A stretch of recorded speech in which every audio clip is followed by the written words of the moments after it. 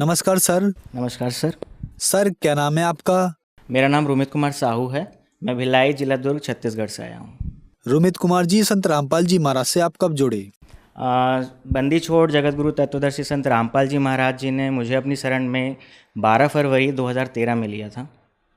रोमित कुमार जी क्या काम करते हैं आप? Sir currently I am working as assistant professor at university and मैं एक रिसर्च स्कॉलर भी हूँ। गवर्नमेंट यूनिवर्सिटी से मेरी पीएचडी वर्क भी चल रही है। सर संत रामपाल जी महाराज से नाम दीक्षा लेने से पहले आप क्या भक्ति साधनाएं करते थे? सर इसके बारे में तो मैं आपको थोड़ा विस्तार से बताना चाहूँगा कि भक्ति साधना ऐसी थी सर कि मन में एक चाहत ही या एक बोले तड़प बोलते हैं, जैसे परमात्मा जो हैं सदगुरु रामपाल जी महाराज सत्संग में बताते हैं कि हमें जो मनुष्य जन्म मिला हुआ है उसमें हमें किसी न किसी भक्ति की चाह रहती है। तो उसी के तहत कहिए जो हम भक्ति करते थे, तो हमारे घर में हम कबीरपंथ से बिलोंग करते थे। तो वहाँ पे दामाखेड़ा वाले भी हो गए, अभिलाष दास जी जो पार्किसन जिनको बोलते हैं, उनसे भी हमारे घर में आना जाना रहता था, हमारे घर में वो रुकते थे। तो मैं ये सोचता था कि यार ऐसी भक्ति कैसे हो सकती है जिसमें हमें मोक्ष मिलेगा। तो सर इसी चक्कर में मेरी मम्मी, हमारे घर में बहुत अच्छा भक्ति का माहौल था, मेरे पिताजी भी थे, मेरी माता जी, हम लोग हर हफ्ते आस्था चैनल ये सब में कोई भी भागवत कथा आती थी उसको भी सुनते थे। देवकीनंदन ठाकुर जी हो गए, किरीट महाराज जी हो गए, मुरारी बापू जी की राम कथा हो गई। तो ये सब सुनने के साथ हमको ये तो पता चलता था कि कोई एक ऐसी स्थान है, शाश्वत स्थान है जहाँ पे हम पहुँच सकते हैं, जिसके बाद इस 84 लाख योनियों से हम मुक्ति पा सकते हैं। तो वो मुक्ति कैसे मिलेगी, इसी फेर में सर हमारे साथ ऐसा हुआ कि हमारे एक फूफा जी हैं, वो उन्होंने बताया कि आसाराम बापू जी रायपुर में आ रहे हैं, नाम दीक्षा सेंटर है, मतलब वहाँ पे एक विधि होगी, उसके हिसाब से बच्चे और सभी लोगों को नाम मिलता है। तो सर वहाँ पे हमको सरस्वती मंत्र मिला, क्योंकि वो एक ऑप्शन दे देते हैं, 7 मंत्र रहता है जिसमें आप कोई भी एक मंत्र चूज़ कर सकते हैं। तो मैंने उनकी भी साधना की, 3 साल 3.5 साल हुए, उसको भी मैंने साधना की। उसके बाद मैं फिर दादा भगवान फाउंडेशन है जो अहमदाबाद में है, वहाँ पे निरुमा हैं और दीपक भाई हैं, उनसे भी हमने वहाँ से भी ज्ञान लिया, वहाँ पे मैंने किया 2-2.5 साल।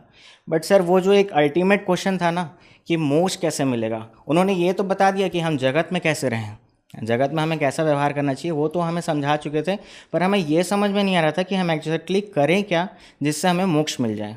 तो सर ये तो था, ये मेरा साइड बाय साइड चल रहा था, बट मन में ऐसा लगता था कि नहीं, मुझे हनुमान जी भी पसंद थे तो मैं उनकी भी भक्ति करता था। ऐसा नहीं कि मैं सिर्फ अट्रैक्ट था, मुझे लगता था कि नहीं, मुझे कुछ ना कुछ तो करना है। और इसी चक्कर में मैं, मतलब आप समझ लीजिए कि मैं सोमवार को शिव जी के भी व्रत रख लेता था, कभी कभी एकादशी आया तो कृष्ण जी के भी रख लेता था, मंगलवार तो फिक्स था हनुमान जी के नाम से, और गुरुवार को साईं बाबा के यहाँ, मतलब कॉलेज से जैसे ही मैं घर आता था तो शाम वाली आरती या सुबह वाली आरती मैं अटेंड करता था। और वहाँ मेरी एक प्रैक्टिस थी कि वहाँ जो गर्भगृह होता है वहाँ पे मैं बैठ जाता था साधना लगाने के लिए, कि अगर आप हैं मालिक, मतलब आप कहीं भी हैं इस दुनिया में, कहीं भी हैं, तो मैं इतना भटक रहा हूँ, मतलब मेरे को क्वेश्चन का आंसर क्यों नहीं मिल रहा है, मतलब मैं बचपन से हूँ, कोई विकार भी नहीं दे रखे हैं, जबकि मैं उस टाइम इंजीनियरिंग का स्टूडेंट भी था। तो ऐसे ही करते करते मैंने साधना की, और एक दिन ऐसा आया कि जब मैं इंजीनियरिंग के वर्ष में जब पढ़ाई कर रहा था, तो मेरी माता जी को 6 महीने हुए थे, साधना चैनल में उन्होंने सत्संग देखना प्रारंभ किया था जगत गुरु तत्वदर्शी संत रामपाल जी महाराज जी के। तो मेरी मम्मी ने बताया कि बेटा एक ऐसा सत्संग भी आ रहा है जिसमें वो पुस्तक खोल खोल के बता रहे हैं, शास्त्रों से भी उससे भी, सदगुरु रामपाल जी महाराज। यहाँ मैं बताना चाहूँगा कि जो मैं परमात्मा बोल रहा हूँ वो कबीर साहब जी के रूप में वर्तमान समय में जगत गुरु तत्वदर्शी संत रामपाल जी महाराज जी आए हुए हैं। उन्हीं के दया से मैंने वो सत्संग सुना। उस समय मैं ज़्यादा, मतलब उनसे अट्रैक्ट नहीं हुआ था, मतलब मुझे उतना इंटरेस्ट नहीं आया था। तो हुआ क्या कि मम्मी ने मुझे बताया, बेटा देखो तुम इतनी व्रत साधना करते हो, तो इसमें लिखा है कि अध्याय 6 के श्लोक नंबर 16 में बताया है कि व्रत उपास नहीं करना चाहिए। और गुरुजी का मैंने सत्संग सुना तो उसमें मैंने देखा कि वो बोलते हैं कि अगर आप व्रत उपास करते हो, अगर किसी के पिताजी हैं, तो क्यों चाहेगा कि उनका बेटा भूखे रहे, नंगे पाँव पहाड़ी चढ़े, कठोर साधना करे।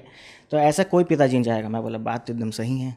अट्रैक्ट किया मुझे ये पॉइंट कि भाई व्रत उपास भी करना जरूरी नहीं है, उसके बगैर भी भक्ति हो सकती है। फिर उन्होंने, सर ऐसा हुआ कि एक प्रमाण क्या, हम तो एक प्रमाण सोचते हैं और किसी के पीछे चल देते हैं, उन्होंने तो 100 प्रमाण दे के रखे हुए हैं। तो सर ऐसा करते हुए क्या होता है कि एक दिन हमारी मम्मी ने ऑर्डर कर दिया SMS करके ज्ञान गंगा पुस्तक घर में आती है, और संयोग ऐसा बनता है सर कि मैं ऐसे तो पुस्तक पढ़ता नहीं था क्योंकि मैं एक एवरेज स्टूडेंट था, बट मैंने सिर्फ उसकी भूमिका पढ़ी, और उसमें एक सृष्टि रचना है पृष्ठ नंबर 22 में। तो मैंने बोला यार इसमें लिखा क्या है, पहले किसी बुक का एक सिलेबस पढ़ते हैं। तो मैंने पढ़ते हुए देखा तो मुझे बहुत सारे क्वेश्चन के आंसर मिल गए उसमें। तो फिर मम्मी और हमारे नाना जी भी उसी समय मरणासन स्थिति में थे, तो उनके साथ प्रेरणा हुई, हम लोग सब बरवाला गए। 2013 में। और आश्रम में जब हम एंट्री लेते हैं तो मतलब ऐसा लगता है कि 9 बज गया, क्योंकि मैंने पहले भी कई आश्रम में जा चुका हूँ। मेरी नानी जी राधा स्वामी पंथ में थी, तो वहाँ जब मैं जाता था तो वहाँ पे भी प्रसाद के लिए पैसे लिए जाते थे, दादा भगवान में भी पैसे लिए जाते थे, आश्रम बापू जी के यहाँ भी माला लेने के लिए भी 5 रुपये देना पड़ता था, मतलब पूरा टोटल कॉस्ट बैठता था उसमें। पर सद्गुरु रामपाल जी महाराज जी के आश्रम में जैसे ही हम एंटर किए, मतलब वहाँ पे ऐसी व्यवस्था थी भगत जी, मैंने आज तक कभी ऐसी व्यवस्था नहीं देखी है। इतनी साफ़ सफाई, इतना बड़ा पंडाल, मैट मैट्रेस का हमको सोचा कुछ बुकिंग करानी पड़ती होगी, जबकि वहाँ पे सर हम पहुँचे थे रात के 10 बजे और हमें पूरी सुविधा दी गई सतलोक आश्रम भरवाला में। सर मैंने संत रामपाल जी महाराज जी से 12 फरवरी 2013 को नाम दीक्षा ली थी। सर, संत रामपाल जी महाराज से नाम दीक्षा लेने के बाद श्रद्धालुओं को बहुत लाभ होते हैं, तो क्या आपके साथ भी कुछ ऐसा हुआ? हाँ सर, लाभ तो बहुत हुए हैं। परमात्मा तो ऐसे हैं सर कि पल पल लाभ मिलते हैं। मैं इंजीनियरिंग में पढ़ाई कर रहा था, बहुत सारे हमारे सीनियर थे उस समय, ऐसे बोलते तो नहीं हैं पर उन लोग क्या है ऑफ़र करते हैं कि आप ड्रिंक करिए, ये करिए, स्मोक करिए, जवानी के दिन हैं तो ये सब करिए। सर मैं आपको रियल फैक्ट बता रहा हूँ, पहले से भी परमात्मा ने मेरे को ऐसा कुछ, मतलब जो पहले भी मैं करता था तो मेरे को नशा विकार नहीं थे। तो सर ये लाभ तो मेरे को पहला लाभ हुआ कि मैं किसी विकार में नहीं धंसा उस समय, मालिक की दया से, अर्थात सदगुरु संत रामपाल जी महाराज जी की दया से। उसके बाद ऐसा हुआ सर कि मैं एवरेज स्टूडेंट था, मैंने सोचा था खाली BE कंप्लीट कर लूँगा, फिर कोई भी छोटी मोटी जॉब करके अपने घर में रहूँगा और काम करते रहूँगा। पर मालिक की दया ऐसी प्रेरणा हुई कि उसके बाद मुझे लगा कि अब गवर्नमेंट एग्ज़ाम की तैयारी मैं कर ही रहा था, साथ ही साथ PG डिप्लोमा भी किया कंप्यूटर एप्लीकेशन में। वहाँ भी सर मैं कॉलेज में सेकंड आया, मतलब पूरे कॉलेज में जितने स्टूडेंट थे मैं सेकंड आया। तो ये मेरे लिए एकदम किसी आश्चर्य से कम नहीं था, कहाँ मैं एकदम एवरेज 65% वाला स्टूडेंट और कहाँ मैं अचानक से 75 के आसपास आके खड़ा हो गया हूँ, कॉलेज में टॉप करने लग जा रहा हूँ। तो मुझे ऐसा लगा कि ये सब खेल तो सिर्फ परमात्मा सदगुरु रामपाल जी महाराज ही कर सकते हैं। तो सर मेरा ऐसा था कि मैंने MBA का एग्ज़ाम जस्ट यूं ही दे दिया था, सिर्फ परमात्मा को याद करके, परमात्मा को मुझे MBA करना तो है, कैसे भी करके करवा दो कहीं भी अच्छे से एडमिशन। तो परमात्मा की दया से पहली काउंसलिंग में मुझे कॉलेज मिल गया, पहले सीट में मुझे मिल गया वहाँ पे, पहले बैच में, पहली काउंसलिंग में। तो वहाँ पे मैंने जब लिया subject master of business administration बोलते हैं, उसमें 2 स्पेशलाइजेशन थे मेरे, marketing and human resource. College का नाम sir Bhilai institute of technology Durg है और वो सेंट्रल इंडिया का टॉप रैंक्ड 5 नंबर पे आता है, ऐसा एक सेंटर है। और वो सेल्फ फाइनेंस इंस्टीट्यूट है, जिसको आप सर सर्च करेंगे तो आपको ईजिली उसके बारे में डिटेल्स मिल जाएगी, BIT दुर्ग के नाम से। तो सर वहाँ पर मैंने MBA किया। MBA करने के बाद सर वहाँ पे ऐसे ही होता है कि मतलब मैं कुछ करता नहीं था, बस क्लास में जाता था, परमात्मा का नाम लेता था और ऐसी प्रेरणा हुई थी कि मैं 1 ही महीने में अपने अध्यापकों का एकदम प्रिय छात्र बन गया था। मुझे नहीं पता कि कहाँ से मैं इतना हो गया था, जबकि कोई मेरे 10-12 के परसेंटेज पूछता तो यार ये तो एवरेज स्टूडेंट है, क्या मतलब है, इसको कोई बोल्ड वोल्डनेस नहीं है। पर मेरे जो टीचर्स थे, मेरे मेंटर्स थे, फैकल्टी थे, वो सब मुझे लाइक करने लगे थे। और उसके बाद तो सर एक सिलसिला ही चालू हो गया, हर महीने कोई कॉम्पिटिशन होती थी, उसमें अरे किसी को नहीं भेजना है, रोमित को भेज दो, रोमित को भेज दो, इंग्लिश डिबेट है, चाहे कुछ भी है या क्विज कंपटीशन है, वो कर दो। ऑटोमेटिक सर वहाँ पे अगर होता भी था स्क्रीनिंग तो उसमें मेरा सिलेक्शन हो जाता था। और इसी के फलस्वरूप सर लास्ट ईयर में यूनिवर्सिटी कंपटीशन हुई थी, उसमें मुझे ही भेजा गया था बिना स्क्रीन किए हुए। और सर मालिक की इतनी बड़ी दया थी, बंदी छोड़ परमात्मा की, कि मतलब मैं वहाँ पर फर्स्ट आया था और यूनिवर्सिटी लेवल पर मैंने फर्स्ट आया और सब तो इतने खुश हुए थे। उसी के साथ मुझे बेस्ट स्टूडेंट का भी अवार्ड मिला वहाँ पर। सर ये फ़ायदे थे। और एक फ़ायदा और मैं आपको बताना चाहूँगा, सभी लोगों का मूल उद्देश्य होता है कि भाई हम इतनी महंगी डिग्री कर रहे हैं MBA, तो हमें कुछ लाभ मिले, लाभ अर्थात हमें जॉब मिल जाए लास्ट में। तो सर ऐसा हुआ कि उस साल हमारे कैंपस में उतनी कंपनियां नहीं आई थी, तो हम लोग ने क्या किया था कि पूल कैंपस होता है सर एक, जिसमें हम जाते हैं, डिफरेंट कॉलेजेस के स्टूडेंट्स आते हैं, तो वहाँ पे हमें कैंपस सिलेक्शन के लिए फ़ाइट करना होता है। तो मेरा एप्टी रीजनिंग राउंड भी बढ़िया गया और सर लास्ट में ऐसा हुआ कि मेरे पास 3 ऑफ़र लेटर थे। मालिक की दया से मेरे हाथ में ऑप्शन थी कि मुझे कौन सा जॉब चूज़ करना है। तो सर ये फ़ायदे थे। और वर्तमान में तो मैं PhD कर ही रहा हूँ, क्योंकि वो भी मेरा फर्स्ट राउंड में नेट क्वालिफाइड हूँ सर। मैं असिस्टेंट प्रोफेसर के लिए मैं नेट क्वालिफाइड हूँ। ये भी मालिक की दया से हुई है। जैसे ही मैंने नौकरी के साथ साथ मैंने वो एग्ज़ाम क्लियर किया ना, तो सब लोग बोलते कोचिंग करनी पड़ेगी, पैसे देने पड़ेंगे, स्टडी में। मैंने सर वो जॉब की है, मैंने MNC कंपनी है जिसका हेडक्वार्टर टेक्सास अमेरिका में है और रायपुर ब्रांच में मैंने उसका काम किया है एज अ रिसर्च एनालिस्ट।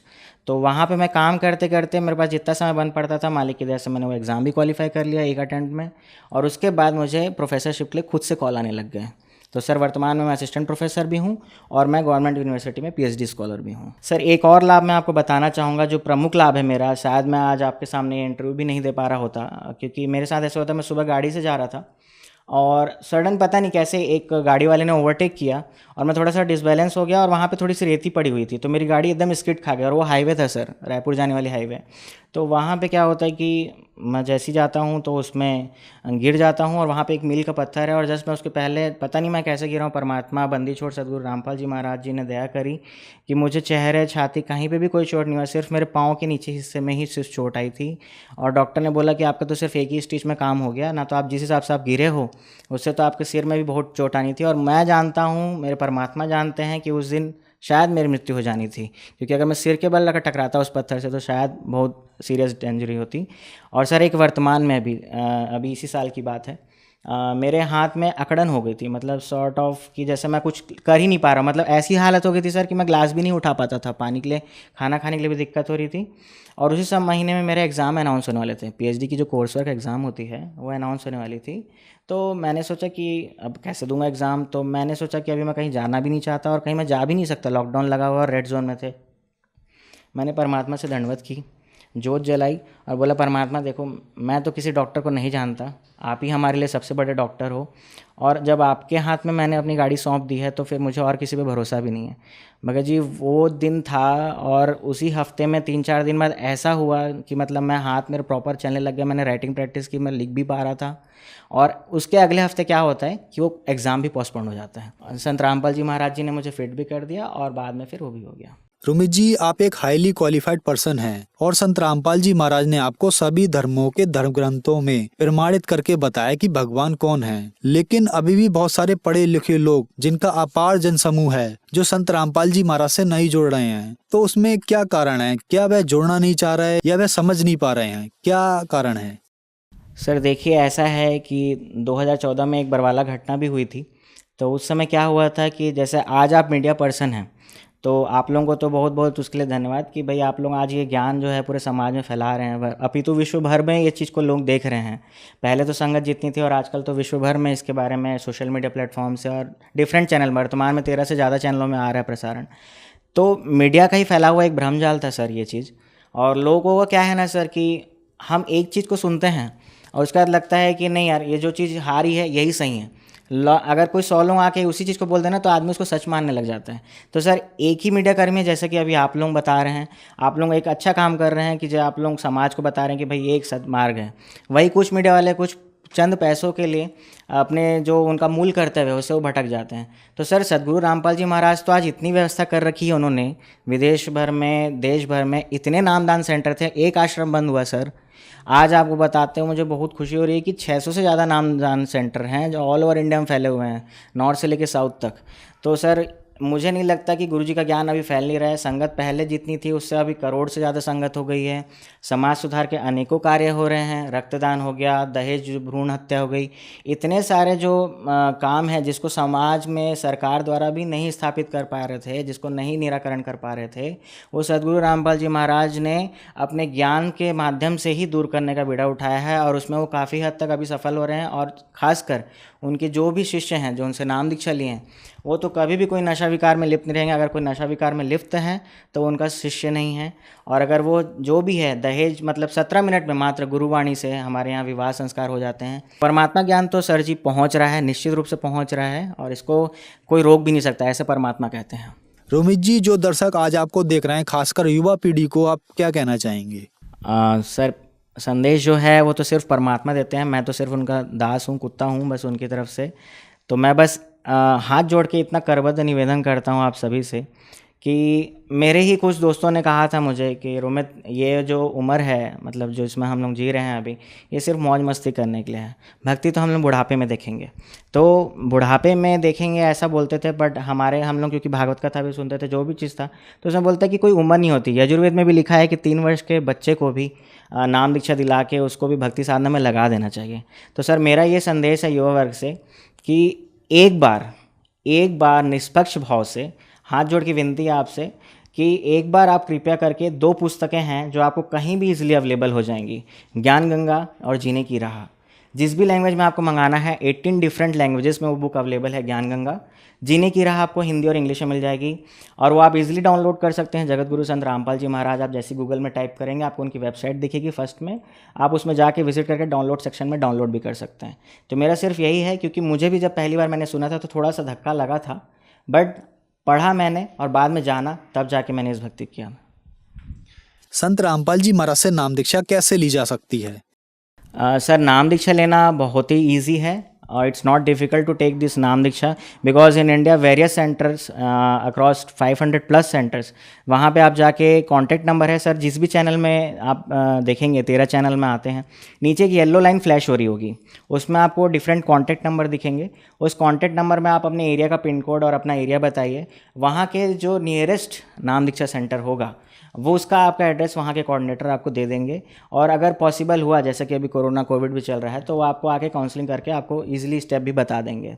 तो सर ये चीज़ है। दूसरा, आप किसी भी सोशल मीडिया प्लेटफॉर्म में जुड़े हों, फेसबुक, ट्विटर, लिंक्डइन हो गया, या फिर आपका ये जो इंस्टा हो गई, जितने भी हम ऐप यूज़ करते हैं, उसमें भी आप जाके इनके संत रामपाल जी महाराज जी का ट्वीट करेंगे तो वहाँ पे आपको डिफरेंट चैनल मिलेंगे, सत्संग मिलेंगे, उसके थ्रू भी आप नाम दीक्षा के लिए अप्रोच कर सकते हैं। धन्यवाद सर। धन्यवाद।